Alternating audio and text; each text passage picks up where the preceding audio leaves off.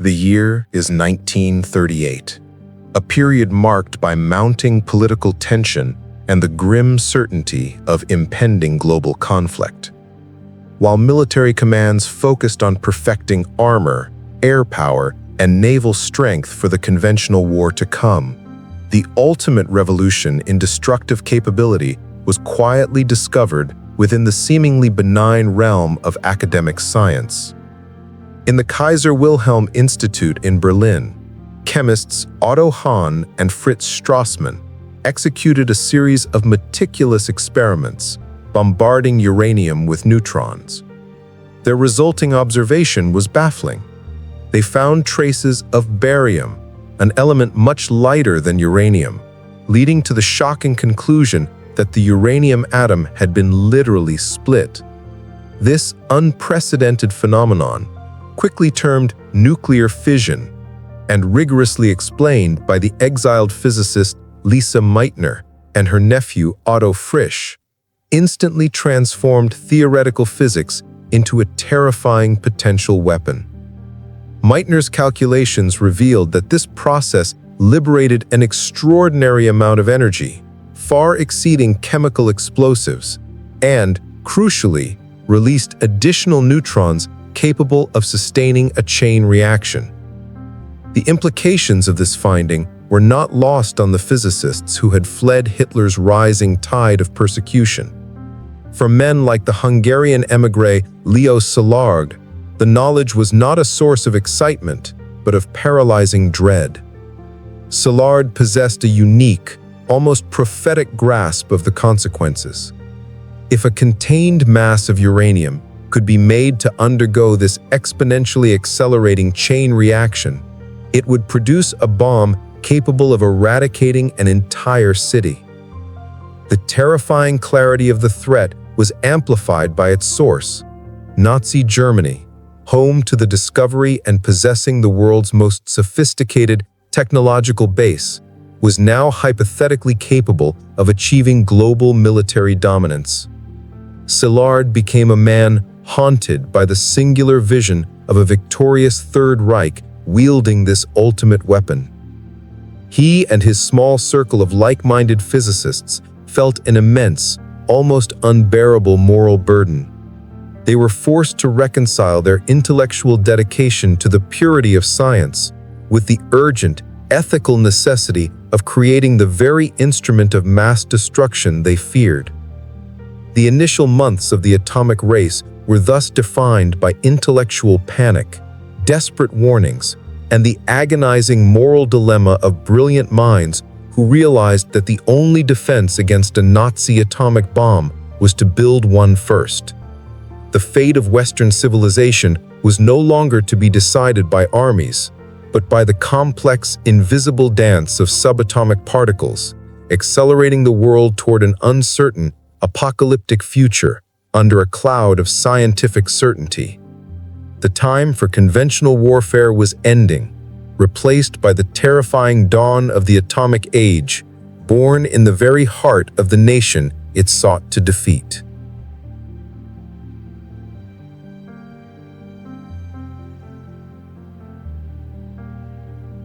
The immediate task for Leo Szilard and his colleagues, following the chilling confirmation of fission's potential, was to breach the colossal wall of American political and military skepticism. In 1939, the idea of a single bomb destroying a city seemed like science fiction to officials preoccupied with the immediate needs of conventional mobilization. Szilard understood that to gain the ear of President Franklin D. Roosevelt, they required a voice of undeniable global authority, the moral and intellectual weight of Albert Einstein. In the late summer of 1939, Szilard and fellow Hungarian physicist Eugene Wigner traveled to Long Island, where Einstein was enjoying a rare period of contemplative peace. Einstein, a deeply committed pacifist who loathed the militarization of science, listened intently as Szilard detailed the scientific feasibility of the chain reaction and the overwhelming evidence suggesting a potential German uranium project. The pacifist in Einstein recoiled, yet the scientist in him could not deny the mathematical certainty of the threat.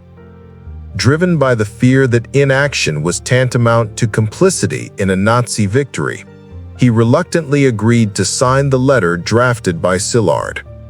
This letter, delivered to Roosevelt in October 1939, was a historic document, an urgent plea from the world's most renowned scientist, warning that the construction of extremely powerful bombs was highly probable. Roosevelt's initial response, however, was cautious. He established the Advisory Committee on Uranium, the S1 Committee. But for nearly 2 years, the American effort was agonizingly slow, fragmented, and grossly underfunded. The effort was treated as a low-priority academic novelty, allocated laughably small sums that barely covered the cost of necessary materials. The scientists felt they were fighting the inertia of the U.S. government more vigorously than the potential German enemy. The true necessary catalyst came from external forces, the highly optimistic and conclusive findings of the British MAUD Committee in 1941, which confirmed the bomb's practical feasibility and estimated a constructible timeline within a few years. This foreign validation, coupled with the profound national shock and total mobilization following the Japanese attack on Pearl Harbor in December 1941, finally shattered the political reluctance. The war was no longer theoretical, it was an existential reality. The atomic project was immediately accelerated, pulled from the bureaucratic inertia of civilian control, and placed under the singular command of the military. Einstein's signature, a moment of profound personal sacrifice for his beliefs, had ultimately unlocked the immense, terrifying resources of the American superpower, transforming a theoretical fear into a multi-billion-dollar national security imperative.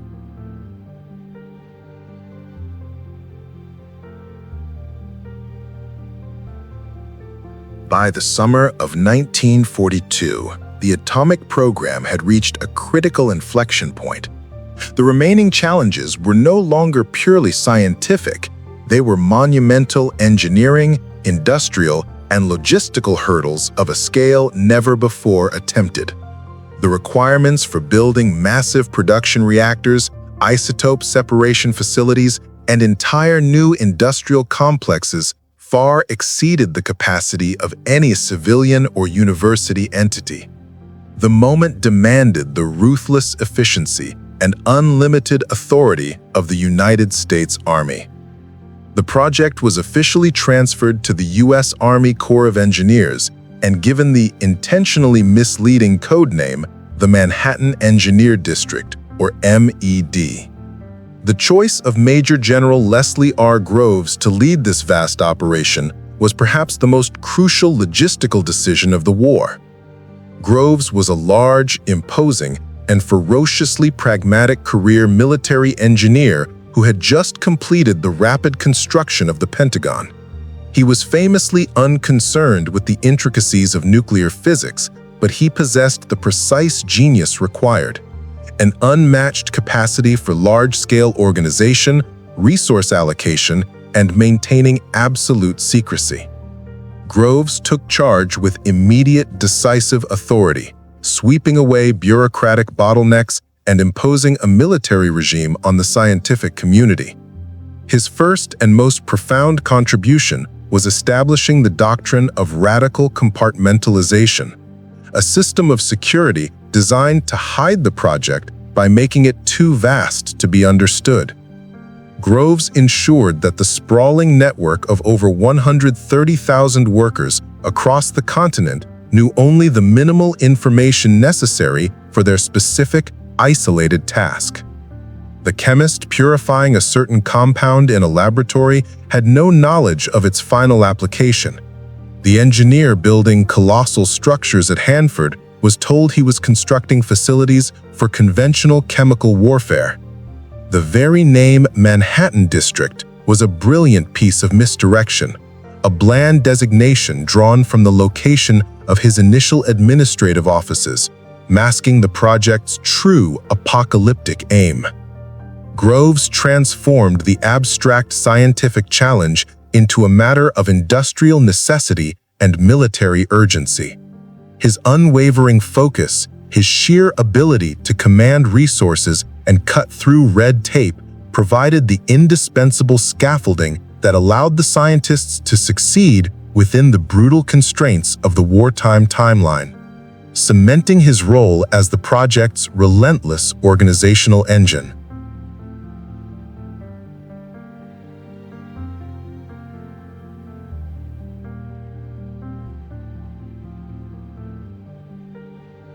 The Manhattan Project's final cost, ballooning to nearly $2 billion in 1945, an equivalent of well over $30 billion today, represents one of the most significant, concentrated technological investments in human history. This chapter is a study in economic and industrial audacity, detailing how General Groves masterfully concealed this colossal expenditure. The sheer volume of spending was strategically buried by scattering the funds across hundreds of obscure and seemingly unrelated military budget accounts, ensuring that Congress and the American public remained entirely ignorant of the project's true scope and purpose. The financial investment was devoted to creating an entirely new, massive industrial infrastructure from scratch. This included the instant construction of secret cities like Oak Ridge, Tennessee, which ballooned to a population of 75,000, and the acquisition of vast, desolate tracts of land for the Hanford Engineer Works. The project devoured immense national resources, including a significant percentage of the nation's available electricity to power the enrichment plants, and huge quantities of critical materials, such as high-purity silver borrowed from the Treasury Department for use in electromagnetic coils. This sprawling industrial network, spread across 30 distinct sites, employed nearly 130,000 people at its peak. Groves' most successful security measure was ensuring that the sheer size of the operation was coupled with absolute compartmentalization.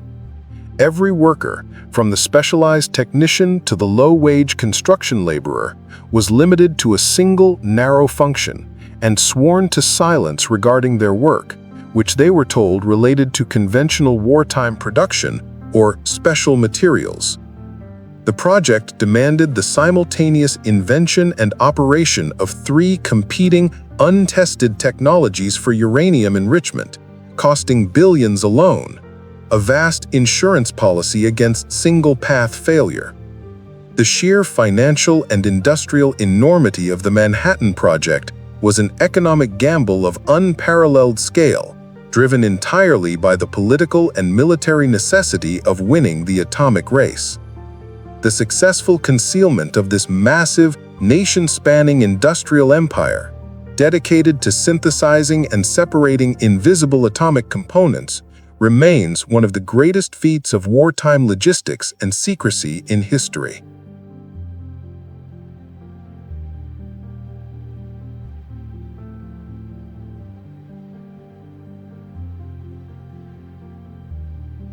Successful concealment of this massive, nation-spanning industrial empire, dedicated to synthesizing and separating invisible atomic components, remains one of the greatest feats of wartime logistics and secrecy in history.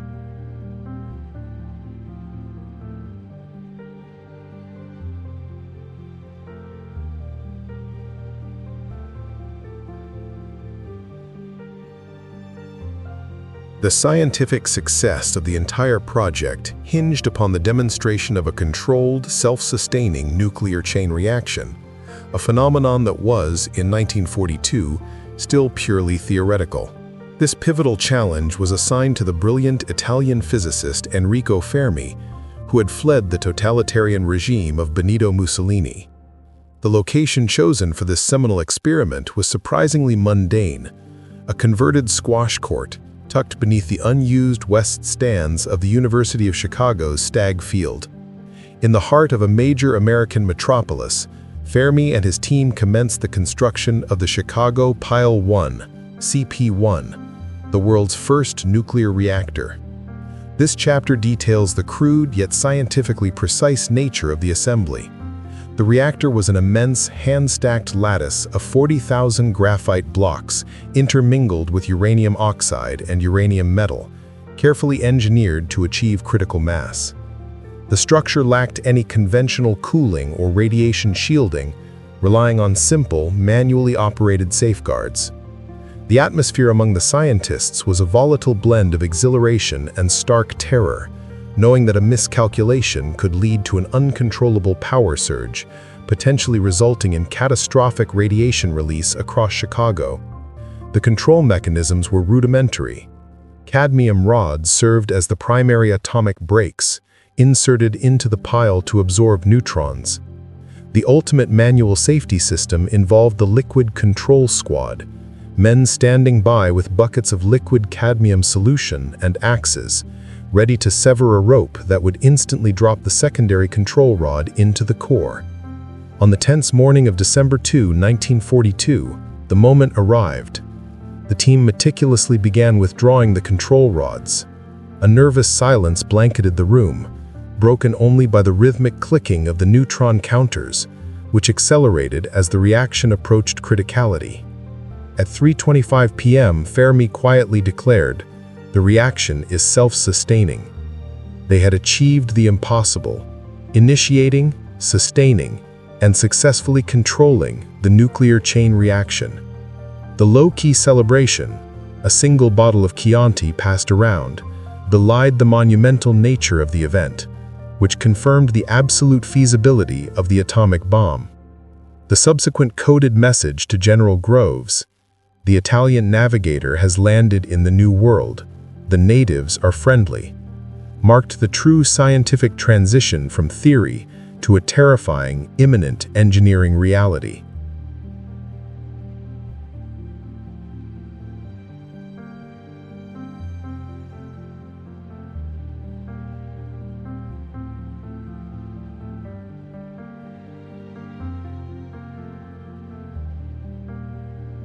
Following the successful demonstration of the controlled chain reaction at Chicago Pile 1, the project's focus irrevocably shifted from fundamental physics to the colossal task of engineering a deliverable weapon. General Leslie R. Groves, the project's logistical czar, now faced his most critical personal decision, selecting a scientific director to lead the effort to design the actual bomb. He required a leader who could unite the world's most brilliant, often temperamental physicists and translate abstract theory into a terrifyingly concrete military device. Groves' choice was the highly complex and intensely charismatic theoretical physicist J. Robert Oppenheimer. This chapter delves into the profound paradox of Oppenheimer's selection. Intellectually, his fitness was beyond question. He was a master integrator, possessing a rare, almost unique fluency across all required disciplines: neutronics, metallurgy, chemistry, and high-explosive ordnance. He grasped the full, interdisciplinary scope of the problem in a way no other candidate could, making him indispensable to the project's success. However, Oppenheimer was a colossal, undeniable security risk.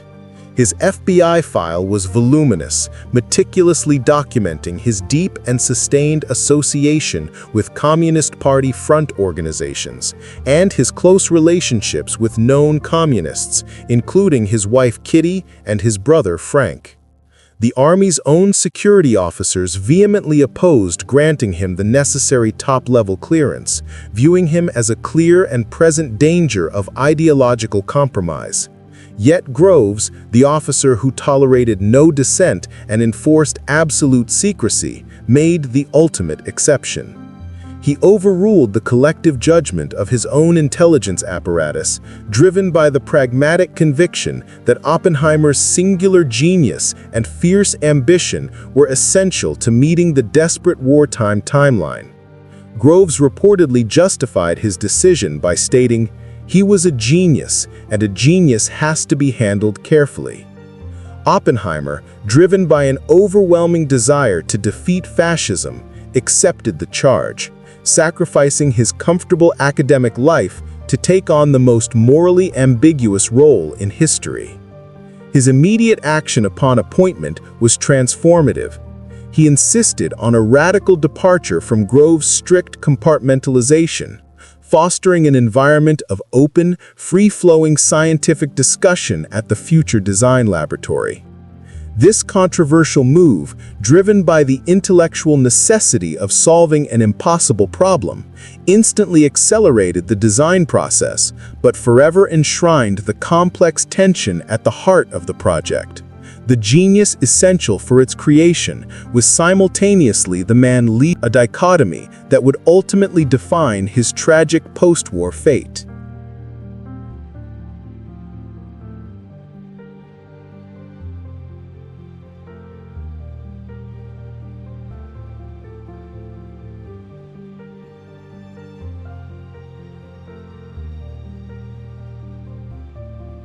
With J. Robert Oppenheimer installed as the scientific director, the immediate requirement was a central, secure location where the world's foremost physicists could gather to design and test the weapon in absolute secrecy.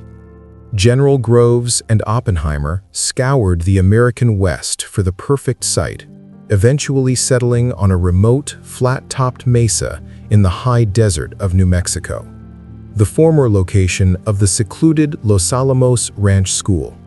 This spot was chosen for its natural isolation, its defensible terrain, and its distance from population centers.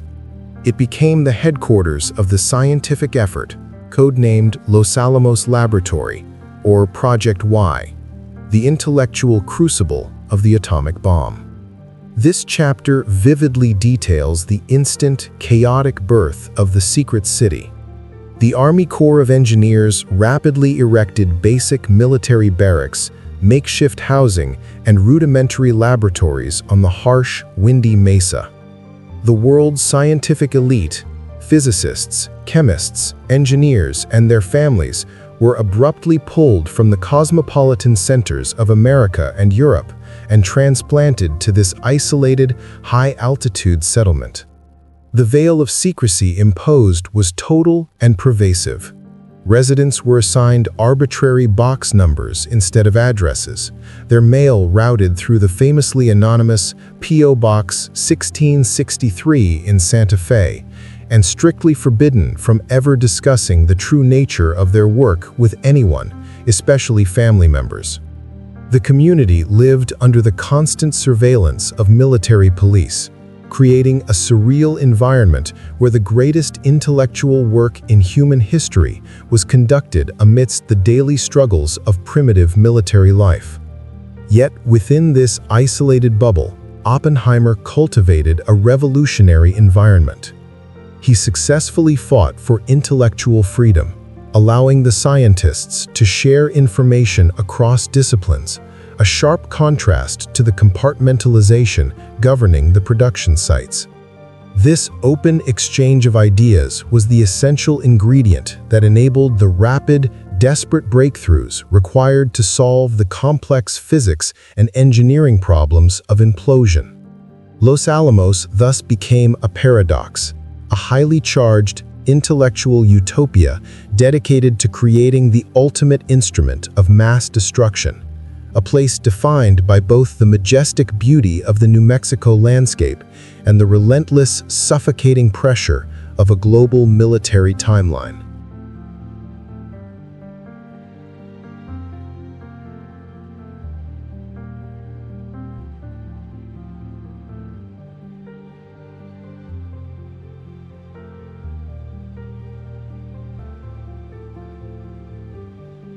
Life on the hill at Los Alamos was a surreal social experiment defined by the constant, unspoken presence of the world-altering secret.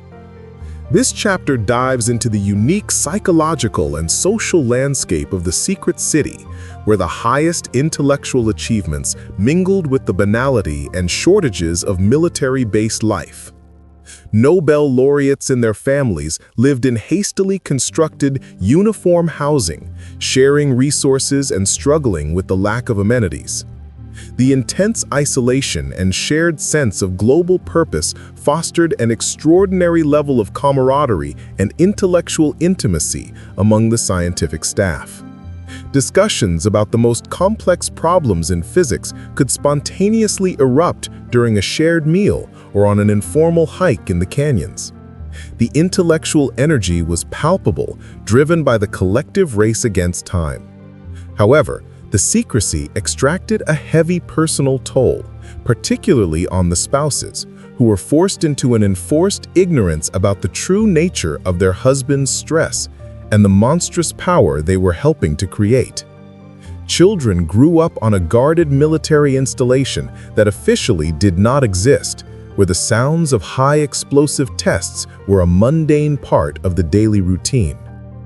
As the war in Europe drew to a close and the project neared its final, terrible culmination, the atmosphere shifted. The intellectual puzzle began to dissolve into an overwhelming moral dilemma. Scientists, once focused solely on defeating Hitler, were now forced to confront the ultimate destructive potential of their creation. Debates about the ethical use of the weapon, whether a demonstration should precede its deployment, began to circulate quietly, reflecting the profound moral awakening occurring within the isolated community. The brilliant minds of Los Alamos found themselves trapped in a crucible, forging the final stages of the bomb, while grappling with the agonizing responsibility of ushering humanity into the atomic age, forever binding their academic achievements to the ultimate instrument of terror. The Hill was, in essence, a microcosm of the entire project's moral complexity.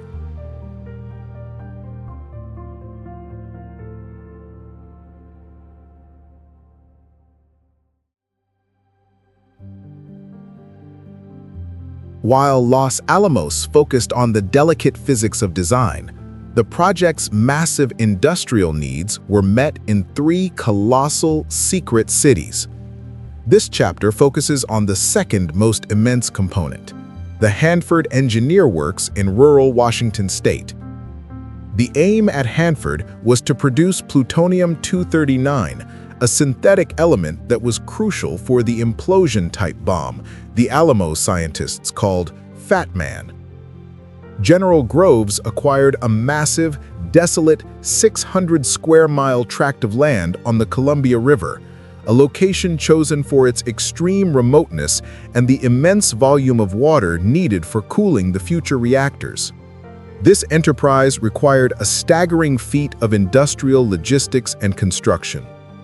To create plutonium, they had to build the world's first industrial-scale nuclear reactors, known as the B reactor and its siblings.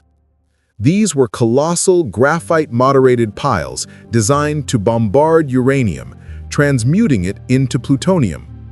The construction employed tens of thousands of workers, all operating under the strict doctrine of compartmentalization, building structures whose ultimate purpose they could not fathom. Once the uranium fuel slugs were irradiated, they became intensely radioactive. This led to the next, most dangerous phase, chemical separation. The intensely hot fuel slugs had to be dissolved and the minute traces of plutonium chemically extracted from a vast, toxic, highly radioactive solution. This process took place in massive, mile-long concrete structures known as canyons, facilities designed with extreme shielding. Due to the lethal levels of radiation, the entire chemical separation process was conducted by remote control, with technicians operating robotic machinery through thick leaded glass and periscopes. Hanford was the dangerous, massive, and indispensable engine room of the Manhattan Project. It was a triumph of brute force engineering and chemical ingenuity, successfully producing the synthetic, volatile plutonium-239 core that guaranteed the project had two viable paths to an atomic weapon. The success of Hanford validated the implosion design and secured the fuel source that would be used in the first full-scale atomic test, solidifying its place.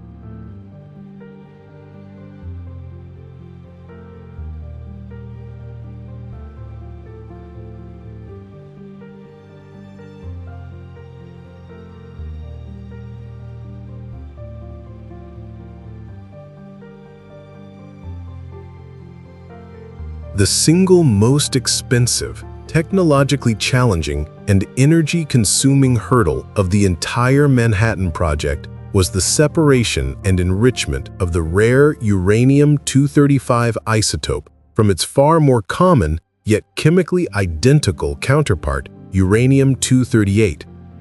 Because the isotopes only differed in mass by a tiny fraction, chemical separation was impossible. The task required a purely physical, colossal industrial effort concentrated at the Clinton Engineer Works in Oak Ridge, Tennessee, an instant secret city that swelled to a population of 75,000 workers. This chapter explores the audacious, multi-billion-dollar strategy of simultaneously pursuing three separate, competing industrial technologies as a desperate insurance policy against failure, all housed within the high-security perimeter of Oak Ridge. 1. The Y-12 Calutrons, electromagnetic separation.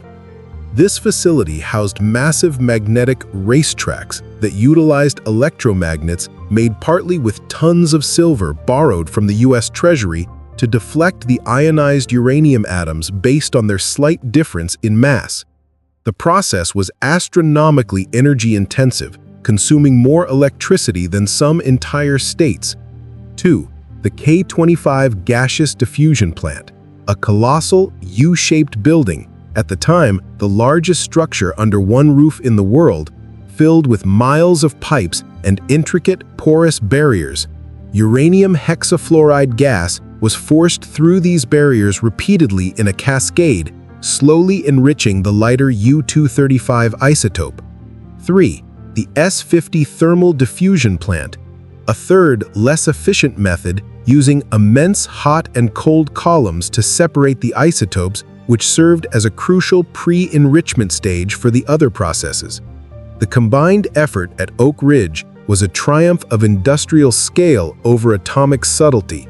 Thousands of workers, mostly young women unaware of the nature of the materials they were handling, diligently monitored dials and equipment, all within a rigorously enforced security system.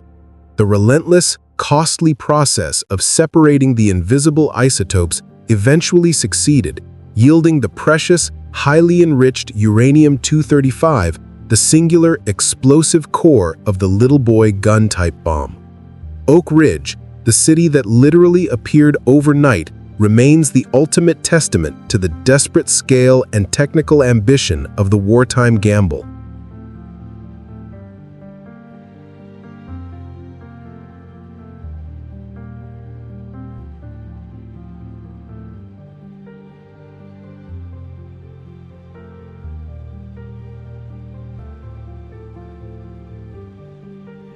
The single most expensive, technologically challenging, and energy-consuming hurdle of the entire Manhattan Project was the separation and enrichment of the rare uranium-235 isotope from its far more common, yet chemically identical counterpart, uranium-238. Because the isotopes only differed in mass by a tiny fraction, chemical separation was impossible. The task required a purely physical, colossal industrial effort concentrated at the Clinton Engineer Works in Oak Ridge, Tennessee, an instant secret city that swelled to a population of 75,000 workers. This chapter explores the audacious, multi-billion-dollar strategy of simultaneously pursuing three separate, competing industrial technologies as a desperate insurance policy against failure, all housed within the high-security perimeter of Oak Ridge. 1. The Y-12 Calutrons, electromagnetic separation. This facility housed massive magnetic racetracks that utilized electromagnets made partly with tons of silver borrowed from the U.S. Treasury to deflect the ionized uranium atoms based on their slight difference in mass. The process was astronomically energy-intensive, consuming more electricity than some entire states. 2. The K-25 gaseous diffusion plant, a colossal U-shaped building, at the time the largest structure under one roof in the world, filled with miles of pipes and intricate porous barriers. Uranium hexafluoride gas was forced through these barriers repeatedly in a cascade, slowly enriching the lighter U-235 isotope. 3. The S-50 thermal diffusion plant, a third, less efficient method using immense hot and cold columns to separate the isotopes, which served as a crucial pre-enrichment stage for the other processes. The combined effort at Oak Ridge was a triumph of industrial scale over atomic subtlety. Thousands of workers, mostly young women unaware of the nature of the materials they were handling, diligently monitored dials and equipment, all within a rigorously enforced security system. The relentless, costly process of separating the invisible isotopes eventually succeeded, yielding the precious, highly enriched uranium-235, the singular explosive core of the little boy gun-type bomb. Oak Ridge, the city that literally appeared overnight, remains the ultimate testament to the desperate scale and technical ambition of the wartime gamble.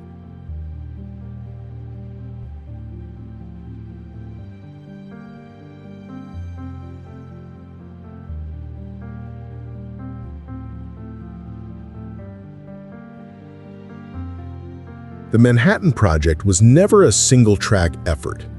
It was a desperate, simultaneous two-front race to secure the two most plausible fissile materials, uranium-235 and plutonium-239.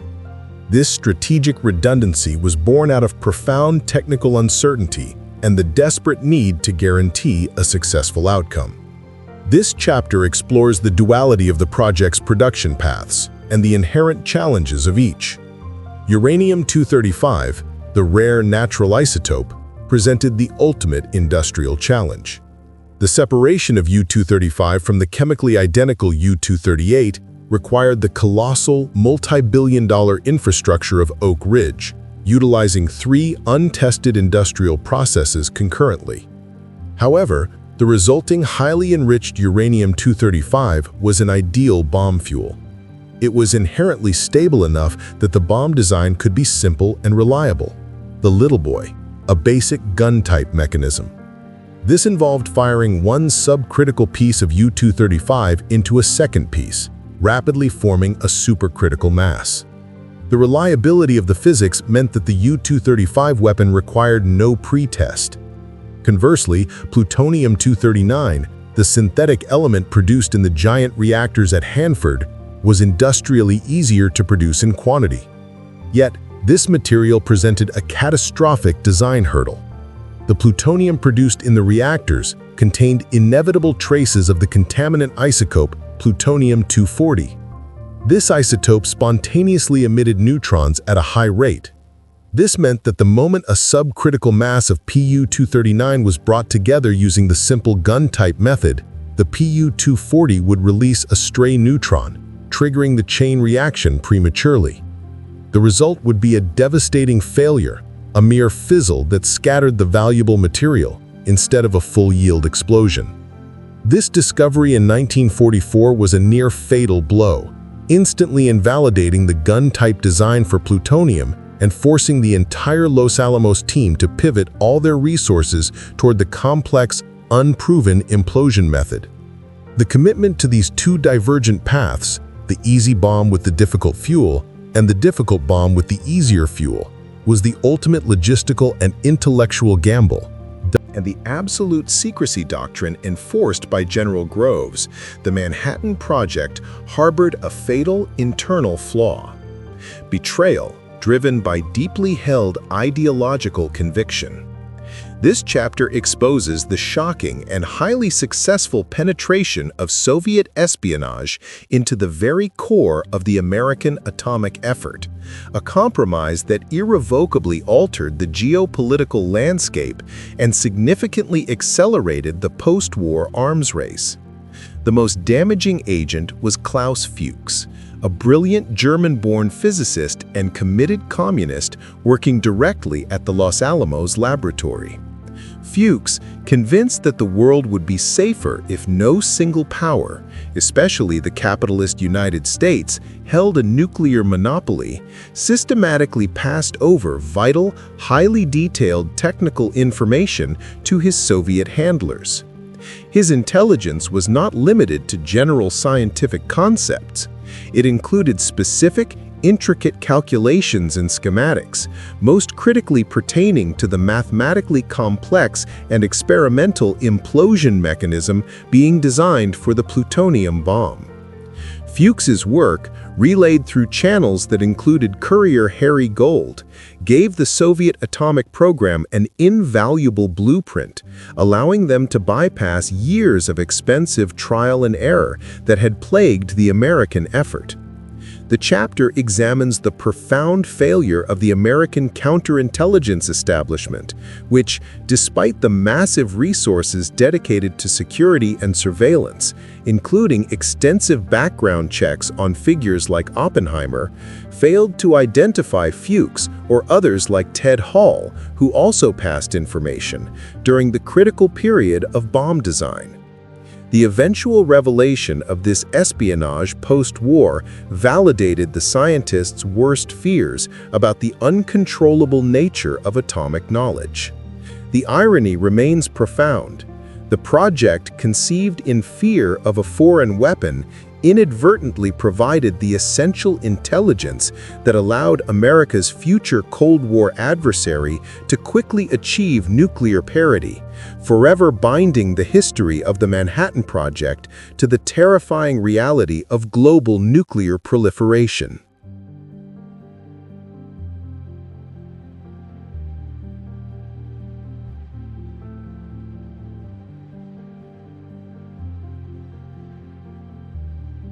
At the Los Alamos laboratory, the immense intellectual effort was channeled into the finalization of two fundamentally different physical weapon designs, code-named with military efficiency and a touch of dark absurdity. These designs, the Thin Man, Abandoned, and the Fat Man, Implosion, represented two distinct pathways to achieving supercriticality. The Little Boy, U-235, evolving from the simplified gun-type concept, was the more straightforward design. It was a simple, elongated weapon that functioned by firing a subcritical U-235 projectile into a larger subcritical U-235 target piece using a conventional artillery charge. The inherent stability and purity of the highly enriched uranium ensured that the assembly would be fast enough to prevent pre-detonation, making it reliable enough to use without a prior test. The Fat Man, Pu-239, was the technological nemesis, complex, delicate, and required due to the instability of reactor-produced plutonium. After the discovery of the spontaneous fission rate of plutonium-240, the gun-type method had to be abandoned for the plutonium weapon. The only remaining solution was implosion, crushing a subcritical sphere of plutonium into a denser, supercritical state using a perfectly symmetrical, inward-moving shock wave. This required the invention of the explosive lenses, 32 precisely shaped high-explosive blocks that had to detonate with spherical symmetry, achieving timing accuracy measured in fractions of a microsecond. Any error in timing would result in an asymmetrical compression and a low-yield fizzle. This chapter focuses on the grueling intellectual and engineering work of the Ordnance Division, which became obsessed with perfecting the implosion lenses. The stark contrast between the simple, reliable little boy and the complex, untested fat man governed the final months of the project. The inherent difficulty of the implosion device made a full-scale test, codenamed Trinity, not just a preferred step, but an absolute necessity to prove the viability of the entire plutonium production effort at Hanford.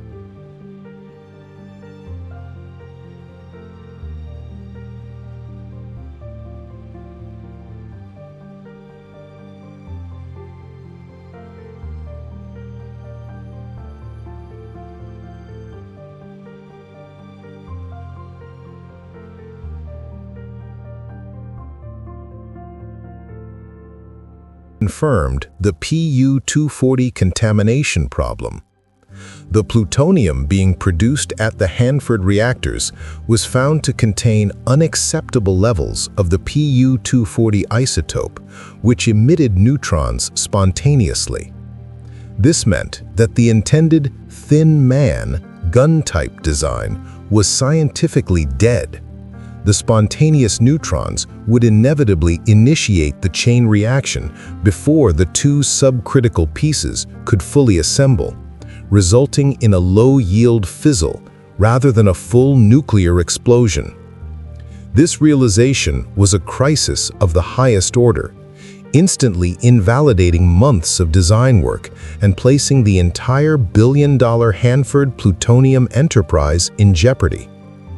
With no time to develop a new purification process, the entire project was forced into a desperate, all-or-nothing commitment to the hugely complex implosion method for the plutonium weapon, the Fat Man.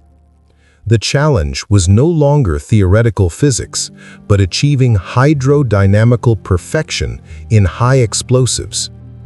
To work, the implosion required a perfectly spherical, inward-moving shockwave that would compress the plutonium core uniformly. This necessitated the invention, design, and reliable manufacturing of explosive lenses. 32 individual blocks of different high explosives, shaped with incredible precision that had to detonate with absolute synchronicity. The required timing precision was measured in nanoseconds, a feat of engineering previously unheard of. Oppenheimer mobilized an unprecedented interdisciplinary team, bringing in experts in hydrodynamics and conventional ordnance. This period, known as the implosion crisis, saw the Los Alamos team working around the clock under immense pressure, conducting thousands of high-explosive tests in the New Mexico desert to perfect the shape and timing of the lenses. The failure to achieve symmetrical implosion meant the failure of the entire plutonium bomb and a potential continuation of the war. The crisis underscored the desperate nature of the wartime project and the profound ingenuity required to overcome a physical flaw in the very material they were supposed to harness.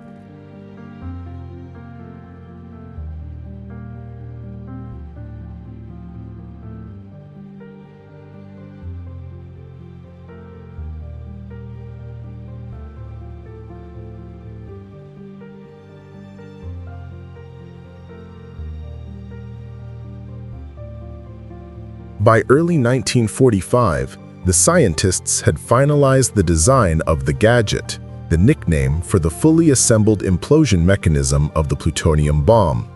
The extreme complexity and inherent risk of the implosion design made a full-scale live detonation test an absolute, non-negotiable requirement.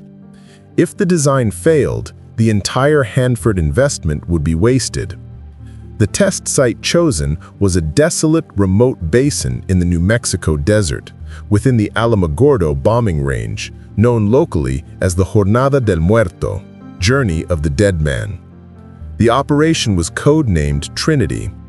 This chapter details the final, feverish preparations leading up to the momentous detonation.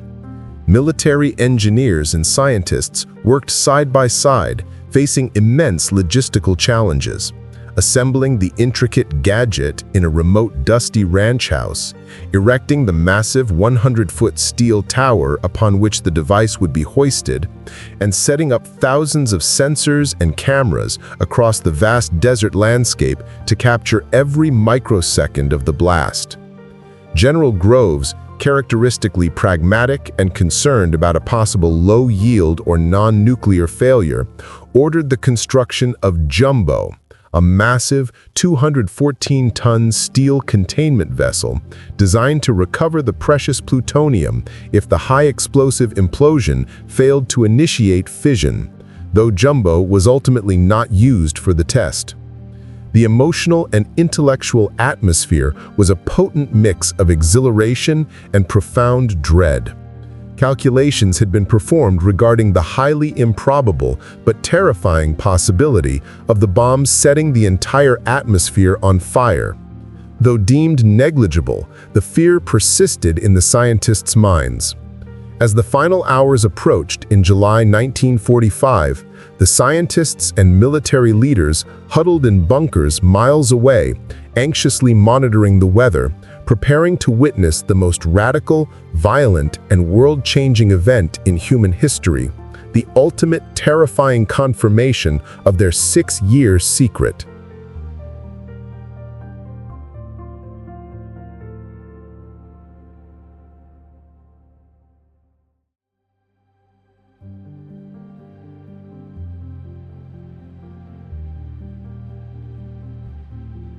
The successful, cataclysmic detonation at Trinity immediately escalated the final decision regarding the bomb's deployment to President Harry S. Truman, who had only recently inherited the presidency following the death of Franklin D. Roosevelt in April 1945 and had been largely kept in the dark about the project's existence. This chapter centers on the intense moral and strategic debate within the interim committee, an advisory group established to counsel the president on atomic policy. The dominant argument, championed by military leaders and Secretary of War Henry Stimson, focused on the immediate utilitarian necessity of using the bomb against Japan. Military planners projected that a conventional ground invasion of the Japanese home islands, Operation Downfall, would cost hundreds of thousands of Allied lives and potentially millions of Japanese civilian and military casualties. The bomb, they argued, offered the only way to compel a swift, unconditional surrender and prevent this immense bloodbath. However, this cold calculus was met with passionate moral dissent from within the scientific ranks. The Frank Report, authored by Hungarian scientists including Leo Szilard at the Chicago Metallurgical Laboratory, vehemently argued against a surprise military use on a civilian population. They warned that such an act, absent a prior public demonstration, would shatter America's moral standing, brutalize the nature of future warfare, and immediately precipitate an uncontrollable global arms race. Their recommendation was for a technical demonstration of the bomb's power, witnessed by international observers, to pressure surrender without mass civilian slaughter. The interim committee ultimately rejected the demonstration proposal, citing fears that a test might fail to convince the Japanese, or worse, that the Japanese might move American prisoners of war to the demonstration site. The strategic consensus, solidified by the successful yield of the Trinity test, was that only the overwhelming, unmitigated shock of actual combat use could break the Japanese resolve. Truman, informed of Trinity's power while at the Potsdam Conference, weighed the projections of mass invasion casualties against the moral cost of the new weapon. The decision was ultimately made.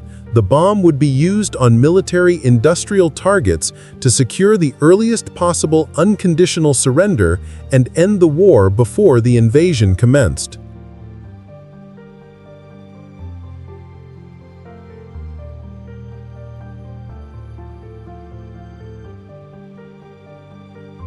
With the final political decision made, the focus shifted to the military execution of the plan. This chapter details the preparation and delivery of the uranium-235 gun-type weapon. The bomb components for the Little Boy were meticulously shipped, some by sea and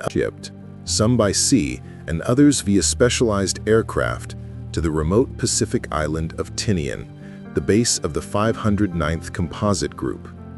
The final assembly of the highly volatile and critically sensitive uranium core was performed in a hangar on the island under conditions of extreme secrecy and anxiety.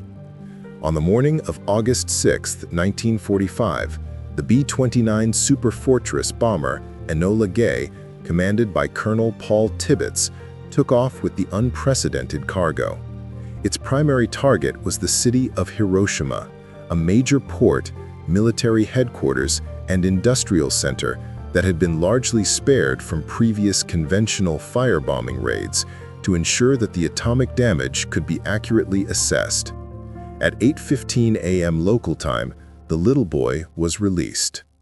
It detonated at an altitude of approximately 1,900 feet above the city center. The result was instantaneous and absolute devastation. A blinding flash and a colossal, localized heat pulse initiated a massive firestorm, which was followed by a ferocious shock wave.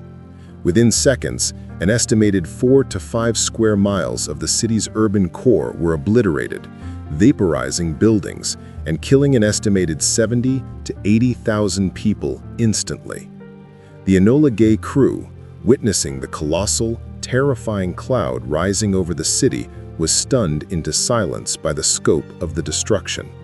The mission was a success in its strategic aim. The atomic age had been violently ushered in, and the nature of warfare had been fundamentally and permanently altered in a single catastrophic moment. The destruction of Hiroshima sent a chilling, undeniable signal to the world, and specifically to the Japanese government, demanding an immediate response and demonstrating the horrific finality of the Manhattan Project's 6 years of secret labor.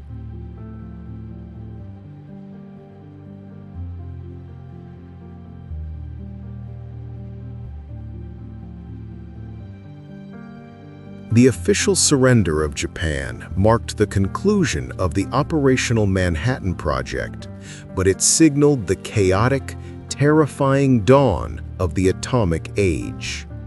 This final chapter explores the profound, irreversible impact of the bomb on global politics, science, and the human conscience. The immediate political consequence was the dissolution of the American nuclear monopoly.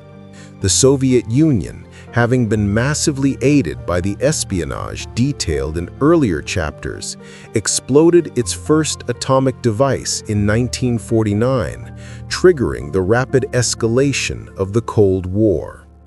The project had indeed averted the costly invasion of Japan, but its success had simultaneously propelled the world into an existential, decades-long confrontation defined by mutually assured destruction, MAD. The scientists who had built the bomb underwent a profound ethical transformation. Many, including Leo Szilard and J. Robert Oppenheimer, immediately became advocates for international control of atomic energy, feeling an overwhelming moral responsibility for the destructive application of their work.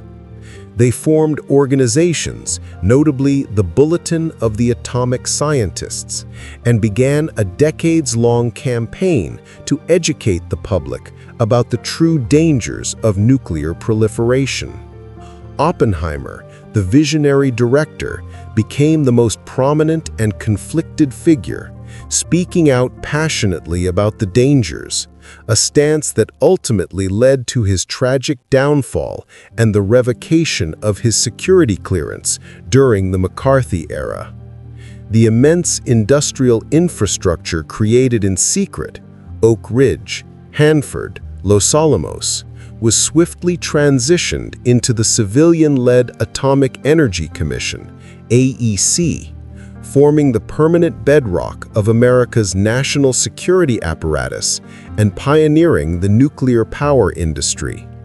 The $2 billion secret had saved millions of lives in 1945, but it bequeathed to humanity a weapon capable of achieving global self-annihilation.